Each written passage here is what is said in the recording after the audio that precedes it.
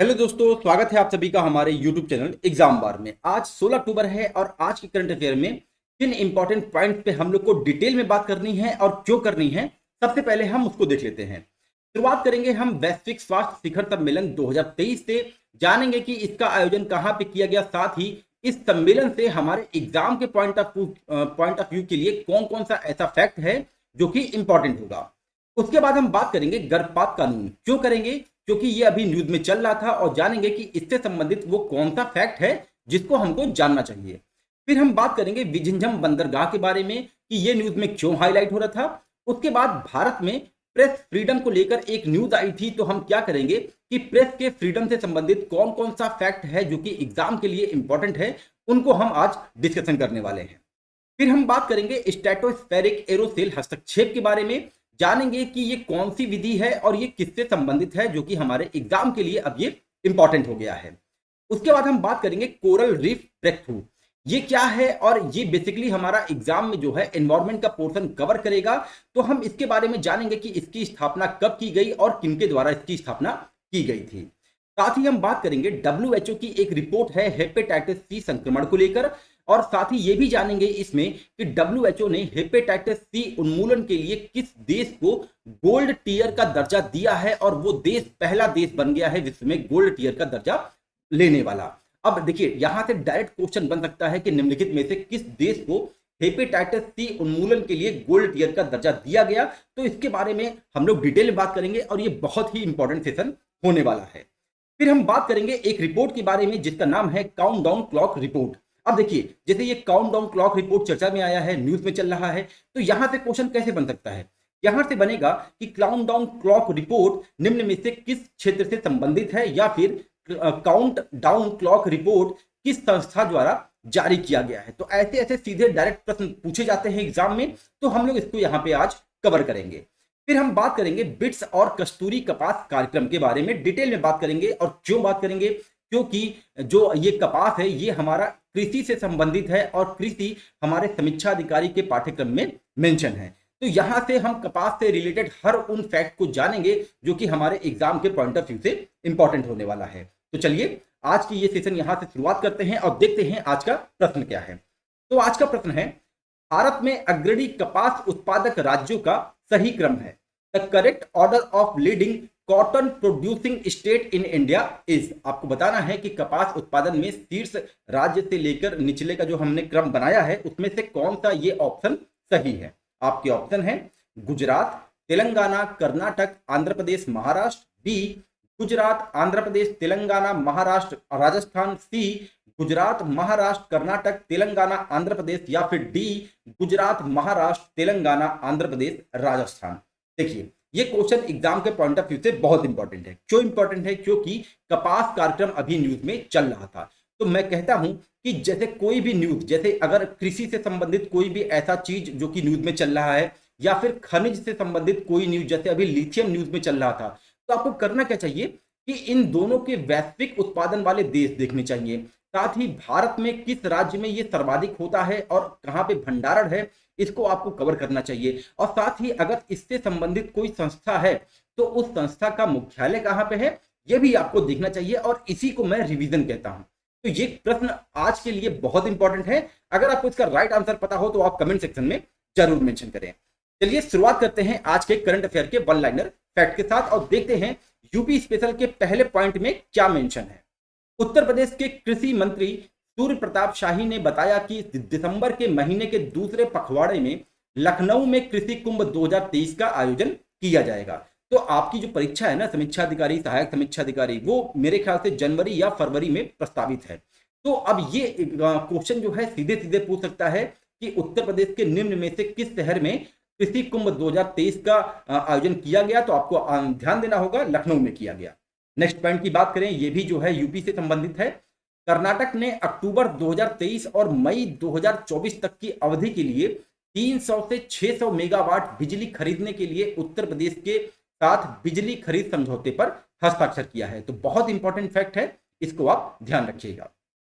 Next point की बात करें, विज्ञान और प्रौद्योगिकी मंत्रालय वैज्ञानिकों को रिटायरमेंट की आयु बढ़ाकर 65 वर्ष करने के प्रस्ताव पर काम कर रही है। और अभी कुछ ही दिन हो रहा है, मैंने बताया था कि उत्तर प्रदेश सरकार भी जो है मेडिकल के फील्ड में आयु जो है रिटायरमेंट की अब 62 वर्ष से बढ़ाकर 65 वर्ष कर दी गई है। उन्होंने एक कैबिनेट मीटिंग में ऐसा निर्णय लिया है। तो ये रिलेट करके मैं बता रहा हूं आपको। तो ये दोनों फैक्ट जो है आप ध्यान रखे रहिएगा, एग्जाम के पॉइंट ऑफ व्यू से इंपॉर्टेंट होने वाला है। अब आगे हम बात करते हैं नेक्स्ट पॉइंट की। मुंबई में अंतरराष्ट्रीय ओलंपिक समिति के 141वें सत्र, देखिए जब यहाँ पे मेंशन हो रहा है ना 141वां सत्र, क्योंकि ये 40 वर्ष बाद जो है अंतरराष्ट्रीय ओलंपिक समिति का आयोजन मुंबई में किया गया है, मतलब कि भारत में किया गया है। तो ये सत्र भी आपके लिए इंपॉर्टेंट होगा। तो कहां पे किया गया है? मुंबई में किया गया है। और उस सम्मेलन में प्रधानमंत्री मोदी ने कहा कि भारत वर्ष 2036 में ओलंपिक की मेजबानी के लिए उत्सुक है। तो ये आप फैक्ट ध्यान रखे रहिएगा। आगे बात करते हैं। अडानी ग्रुप गुजरात के मुंद्रा में दुनिया का सबसे बड़ा नवीकरणीय ऊर्जा विनिर्माण केंद्र बनाने जा रहा है। तो विश्व का सबसे बड़ा नवीकरणीय ऊर्जा विनिर्माण केंद्र कहां पे बनाया जाएगा? गुजरात में, गुजरात के मुंद्रा में। इसको आप ध्यान रखे रहिए। नेक्स्ट पॉइंट की बात करें। गोवा सरकार तटों से परे पर्यटन को बढ़ावा देने के लिए 1 महीने में होम स्टे कारवां नीतियां लागू करने की योजना बना रहा है। तो ये तो रहा दोस्तों वन लाइनर। अब आगे हम बात करते हैं डिटेल में और अपने पहले टॉपिक पे चलते हैं, जिसका नाम है विश्व स्वास्थ्य शिखर सम्मेलन 2023। तो सबसे पहले आप ये जान लीजिए कि विश्व स्वास्थ्य शिखर सम्मेलन 2023 का आयोजन कहां पे हुआ? नई दिल्ली में हुआ। अब देखते हैं कि इस सम्मेलन के माध्यम से हमारे एग्जाम के पॉइंट ऑफ व्यू से कौन सा फैक्ट निकल के आया है। तो फैक्ट ये है कि भारत सरकार ने 75/25 पहल की शुरुआत की है, जिसका उद्देश्य वर्ष 2025 तक हाई ब्लड प्रेशर और मधुमेह से पीड़ित 75 मिलियन व्यक्तियों की जांच करना और मानक स्वास्थ्य देखभाल प्रदान करना है। तो देखिए एग्जाम में सीधे सीधे प्रश्न पूछ सकता है कि 75/25 पहल का संबंध किससे है? तो आपको ध्यान देना होगा चिकित्सा से है, चिकित्सा के रोग मतलब कि रोगों के उपचार से है। और कौन सा रोग? हाई ब्लड प्रेशर और मधुमेह। और अगर आप इसके डिटेल में जाएंगे तो आपको पता चलेगा कि जो ये 75/25 है, तो इसका अर्थ होता है कि वर्ष 2025 तक कितने 75 मिलियन व्यक्तियों को किसकी जांच के लिए? हाई ब्लड प्रेशर और मधुमेह की जांच के लिए और देखभाल के लिए ये पहल जो है शुरुआत की गई है। तो ऐसे ही जो है करंट अफेयर रिलेट करके आपको पढ़ना चाहिए और साथ ही आपके अपने खुद के नोट्स में भी ऐसे ही मेंशन करना चाहिए। और मैं खुद के नोट्स में मैं इतना बल इसलिए देता हूं क्योंकि देखिए मार्केट में कितनी भी पीडीएफ हो, कितना भी आप क्या बोलते हैं मैगजीन लेके उसको पढ़ डालिए, लेकिन जब तक आप लिखेंगे नहीं आपको बहुत देर तक वो याद रहने वाला नहीं है। आगे बात करते हैं। भारत सरकार ने राष्ट्रीय स्वास्थ्य मिशन के अंतर्गत गैर संचारी रोगों की रोकथाम और नियंत्रण के लिए वर्ष 2010 में राष्ट्रीय कार्यक्रम की शुरुआत की थी, जिसका उद्देश्य बुनियादी ढांचे, मानव संसाधन विकास, स्वास्थ्य संवर्धन, शीघ्र निदान, प्रबंधन और रेफरल को मजबूत करना था। अब आगे बात करते हैं आगे नेक्स्ट पॉइंट पे कि गर्भपात कानून जो न्यूज में हमारा चल रहा था, तो इससे रिलेटेड हम कौन सा फैक्ट ऐसा याद करें जो कि हमारे एग्जाम के लिए बहुत इंपॉर्टेंट है। तो न्यूज ये है कि 26 सप्ताह की गर्भवती एक विवाहित महिला ने प्रसवोत्तर अवसाद और अन्य स्वास्थ्य समस्याओं के कारण बच्चे की देखभाल करने में असमर्थता का हवाला देते हुए अपनी गर्भावस्था को समाप्त करने की मांग करते हुए सुप्रीम कोर्ट का दरवाजा खटखटाया है। तो ये तो रहा बहुत सिंपल न्यूज, लेकिन अब आपको जो है अपने एग्जाम के पॉइंट के लिए क्या कौन कौन से फैक्ट तैयार करने चाहिए? तो वो ये तैयार करना चाहिए इससे रिलेटेड कि मेडिकल टर्मिनेशन ऑफ प्रेगनेंसी संशोधन अधिनियम 2021 के अनुसार गर्भावस्था के 20 सप्ताह तक भ्रूण के गर्भपात के लिए केवल एक रजिस्टर्ड डॉक्टर की राय की आवश्यकता होती है और 20 से 24 सप्ताह तक के गर्भ को समाप्त करने के लिए 2 रजिस्टर्ड डॉक्टर की राय की आवश्यकता होती है। तो ये अधिनियम कब लेके आया था? कब लेके आया गया? 2021 में। लेकिन पहली बार मेडिकल टर्मिनेशन ऑफ प्रेगनेंसी अधिनियम कब आया? 1971 में आया। और ये फैक्ट बहुत इंपॉर्टेंट है एग्जाम के लिए, इसको आप ध्यान रखे रहिएगा। अब आगे हम बात करते हैं विजिंजम बंदरगाह न्यूज में क्यों चल रहा था। तो न्यूज ये है कि केरल स्थित विजिंजम बंदरगाह से जहाजों का परिचालन शुरू हो गया है। तो विजिंजम बंदरगाह कहां पे है? केरल में है। इसको आप ध्यान रखे रहिएगा। केरल के मुख्यमंत्री पिनराई विजयन ने रविवार को बंदरगाह से पहला जहाज, जिसका नाम ये जो है चीनी जहाज है और इसका नाम है जेन हुआ 15 को हरी झंडी दिखाकर रवाना किया। जेन हुआ 15 जिसने अगस्त के अंत में चीन से अपनी यात्रा की शुरुआत की थी और उसे 4 अक्टूबर को विजिंजम डॉक करने के लिए निर्धारित किया गया था। विजिंजम बंदरगाह का निर्माण सार्वजनिक निजी भागीदारी पीपीपी मॉडल के तहत किया गया है और वर्ष 2019 में चालू होने वाली इस परियोजना में भूमि अधिग्रहण से संबंधित कई मुद्दों के कारण देरी हुई है। अब आगे हम बात करते हैं डिटेल में कि प्रेस के फ्रीडम को लेकर भारत में क्या न्यूज चल रही थी और यहां से हमको रिलेट करके कौन कौन सा फैक्ट तैयार करना चाहिए। तो न्यूज ये है कि ऑनलाइन पोर्टल न्यूज क्लिक के पत्रकारों के खिलाफ हाल ही में कार्रवाई की गई है, जैसे छापेमारी की गई है, जब्ती की गई है, गिरफ्तारियां हुई हैं और डिजिटल डेटा सुरक्षा और प्रेस की स्वतंत्रता की मांग को बढ़ाती है। तो अब ये प्रेस का फ्रीडम जो है ये आपके लिए इंपॉर्टेंट है। तो आइए हम बात करते हैं कि हमको कौन कौन सा फैक्ट जो है एग्जाम के लिए तैयार करना चाहिए। तो सबसे पहला फैक्ट ये है कि प्रेस या मीडिया की स्वतंत्रता का तात्पर्य भारत के संविधान द्वारा आर्टिकल 19(1)(a) में भाषण की स्वतंत्रता और अभिव्यक्ति के तहत दिए गए अधिकारों में से एक है। दूसरा फैक्ट यह है कि मानवाधिकारों की सार्वभौमिक घोषणा के अनुच्छेद 19 में कहा गया है कि हर किसी को राय और अभिव्यक्ति की स्वतंत्रता का अधिकार है। और तीसरा फैक्ट यह है आपके एग्जाम के लिए कि विश्व प्रेस स्वतंत्रता सूचकांक में भारत 180 देशों में से 161वें स्थान पे है। इसको आप ध्यान रखे रहिएगा। और करंट अफेयर पढ़ने का जो वास्तव में जो तरीका होता है ना, वो यही होता है कि कोई भी सिंपल न्यूज को आप अपने एग्जाम से रिलेट करके कैसे कनेक्ट करके आप स्टैटिकल पोर्शन में या तो और भी कोई पिछला डेटा है उसको आप अपने नोट पॉइंट पे कैसे मेंशन करते हैं। अब आगे हम बात करते हैं स्ट्रेटोस्फेरिक एरोसेल हस्तक्षेप के बारे में कि ये क्या है और ये न्यूज में क्यों चल रहा था। तो नेचर फूड जर्नल में हाल ही में प्रकाशित एक प्रकाशन वैश्विक खाद्य उत्पादन पर स्ट्रेटोस्फेरिक एरोसेल इंटरवेंशन, जिसे हम साई कहते हैं शॉर्ट फॉर्म में, नामक जियो इंजीनियरिंग पद्धति को नियोजित करने के संभावित प्रभावों पर प्रकाश डाला है। साई एक जलवायु हस्तक्षेप विधि है। तो साई क्या है, मतलब कि स्ट्रेटोस्फेरिक एरोसेल हस्तक्षेप क्या है? ये जो है एक जलवायु हस्तक्षेप विधि है, इसको आप ध्यान रखे रहेंगे, जिसे पारंपरिक शमन रणनीतियां अपर्याप्त साबित होने पर जलवायु परिवर्तन में संबोधित करने के लिए एक आकस्मिक योजना माना जाता है। स्ट्रेटोस्फेरिक एरोसेल इंटरकन्वेंशन एक प्रस्तावित और सौर जैव जियो इंजीनियरिंग टेक्नोलॉजी है जिसका उद्देश्य ग्लोबल वार्मिंग कम करना है। साई का लक्ष्य पृथ्वी के वायुमंडल की लगभग 10 से 50 किलोमीटर की ऊंचाई तक फैली परत समताप मंडल में सल्फर डाइऑक्साइड को शामिल करके ज्वालामुखी विस्फोटों के शीतलन प्रभाव का अनुकरण करना है। अब आपको करना क्या चाहिए? आज आपको यह करना चाहिए रिवीजन में कि वायुमंडल में जितनी भी परत होती है आप उसको रिवीजन कर लीजिए कि उनकी दूरी कितने से कितनी तक होती है और उनका नाम क्या है, क्योंकि ऐसे ही फैक्ट जो है एग्जाम में पूछे जाते हैं और नो डाउट ये सारे के सारे आपके एग्जाम के लिए इंपॉर्टेंट है। अब आगे हम बात करते हैं कोरल रीफ ब्रेक थ्रू के बारे में कि ये क्या है और ये न्यूज में क्यों चल रहा था। तो न्यूज ये है कि हाल ही में कोरल रीफ ब्रेक थ्रू को global fund for coral reef और हाई लेवल क्लाइमेट चैंपियन के साथ साझेदारी में इंटरनेशनल कोरल रीफ इनिशिएटिव द्वारा लॉन्च किया है। कोरल रीफ ब्रेक थ्रू एक वैज्ञानिक परियोजना है जिसका उद्देश्य राज्य और गैर राज्य अभिनेताओं के लिए संयुक्त रूप से प्रवाल भित्तियों का संरक्षण और पुनर्स्थापना करना है। इस पहल का लक्ष्य कम से कम 12 बिलियन अमेरिकी डॉलर के निवेश के माध्यम से वर्ष 2030 तक कम से कम 1,25,000 वर्ग किलोमीटर उथले पानी वाले उष्णकटिबंधीय मूंगा चट्टानों को सुरक्षित करना है। अब हम बात करते हैं इसकी स्थापना कब हुई। तो इसकी स्थापना वर्ष 1994 में हुई और किन देशों ने की, मतलब कि किन देशों के पहल के कारण हुई? Australia, France, Japan, Jamaica, Philippines, Sweden, United kingdom और संयुक्त राज्य अमेरिका ने वर्ष 1994 में अंतरराष्ट्रीय कोरल रीफ पहल की स्थापना की थी। 1994 में जैविक विविधता पर कन्वेंशन के पक्षों के पहले सम्मेलन में इसकी घोषणा की गई थी। अब आइए हम बात करते हैं WHO के हेपेटाइटिस सी संक्रमण के बारे में कि इससे रिलेटेड क्या न्यूज थी जो कि आपके एग्जाम के लिए इंपॉर्टेंट है।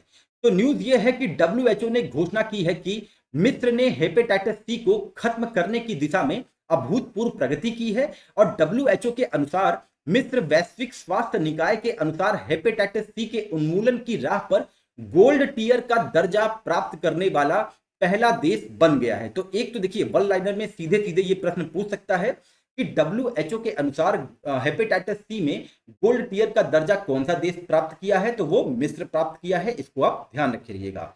अब आइए बात करते हैं डिटेल में तो डिटेल में यह है कि वैश्विक स्तर पर 58 मिलियन लोग क्रॉनिक हेपेटाइटिस सी संक्रमण के साथ जी रहे हैं। हालांकि इसका कोई टीका नहीं है, लेकिन इस बीमारी को 8 से 12 सप्ताह तक चलने वाले अत्यधिक प्रभावी और उपचारात्मक लघु कोर्स उपचार से ठीक किया जा सकता है। वैश्विक स्तर पर हेपेटाइटिस सी से पीड़ित 5 में से 4 लोगों को पता ही नहीं है कि वो संक्रमित हैं। जब तक इलाज या इलाज न किया जाए, संक्रमण यकृत रोग और कैंसर का कारण बन सकता है। मिस्र ने हेपेटाइटिस सी से पीड़ित 87% लोगों का निदान किया है और निदान किए गए 93% लोगों को उपचारात्मक उपचार प्रदान किया है। अब आगे बात करते हैं इसके लिए मिस्र ने किया क्या था। तो मिस्र ने 100 मिलियन स्वस्थ जीवन पहल शुरू किया था इसके लिए। तो अगर क्वेश्चन आता है एग्जाम में कि हेपेटाइटिस सी संक्रमण के लिए कौन सा देश 100 मिलियन स्वस्थ जीवन पहल की शुरुआत की थी, तो आपको ध्यान देना है, उसका आंसर मिस्र होगा। इस पहल के माध्यम से मिस्र ने हेपेटाइटिस सी के प्रसार को वर्ष 2016 में 10% से घटाकर वर्ष 2018 में 5% और वर्ष 2019 में अनुमानित रूप से 1% से कम कर दिया है। हेपेटाइटिस सी संक्रमण जो सबसे अधिक है वो किस क्षेत्र में है, तो यूरोप में 22% है, दक्षिण पूर्वी एशिया में 20% और पूर्वी भूमध्य सागरीय क्षेत्र में 17% जो है हेपेटाइटिस सी संक्रमण देखे जाते हैं। नेक्स्ट पॉइंट की बात करें, वर्ष 2023 WHO की एक रिपोर्ट के अनुसार वर्ष 2019 में 1.5 मिलियन नए संक्रमण हुए, जिनमें से 1/3 नए HCV संक्रमण पूर्वी मध्य क्षेत्र में हुए, जबकि वर्ष 2019 में दुनिया भर में हेपेटाइटिस सी का प्रसार 58 मिलियन था। तो ये तो रहा पूरा न्यूज जो है हेपेटाइटिस सी संक्रमण को लेकर। अब आगे हम देखते हैं काउंटडाउन क्लॉक रिपोर्ट के बारे में क्या न्यूज थी और इससे हम अपने एग्जाम के लिए कौन सा फैक्ट निकाल सकते हैं। तो सबसे पहले आप ये जान लीजिए कि संयुक्त राष्ट्र की जो प्रमुख वार्ता से पहले जलवायु काउंटडाउन रिपोर्ट को जो है लॉन्च किया गया है। अब ये संयुक्त राष्ट्र की जो वार्ता होने वाली है वो कहाँ होगी, तो दुबई में होगी। तो आइए अब हम डिटेल में बात करते हैं। दुबई 30 नवंबर से शुरू होने वाली संयुक्त राष्ट्र वार्ता की मेजबानी करेगा, जिसका उद्देश्य ग्रीन हाउस गैस उत्सर्जन पर अंकुश लगाना और विकासशील दुनिया को जलवायु प्रभावों से निपटने में मदद करना है। जलवायु परिवर्तन अनुसंधान को सारांशित करने के प्रभावी संयुक्त राष्ट्र वैज्ञानिक सलाहकार पैनल ने 1988 में 5 से 7 वर्षों के चक्रों में व्यापक और आधिकारिक मूल्यांकन रिपोर्ट तैयार किया है। Inter governmental panel on climate change IPCC ने चेतावनी दी है कि दुनिया 2030 के दशक की शुरुआत में पूर्व औद्योगिक स्तरों से 1.5 डिग्री सेल्सियस की प्रमुख वार्मिंग सीमा को पार करने की ओर अग्रसर है।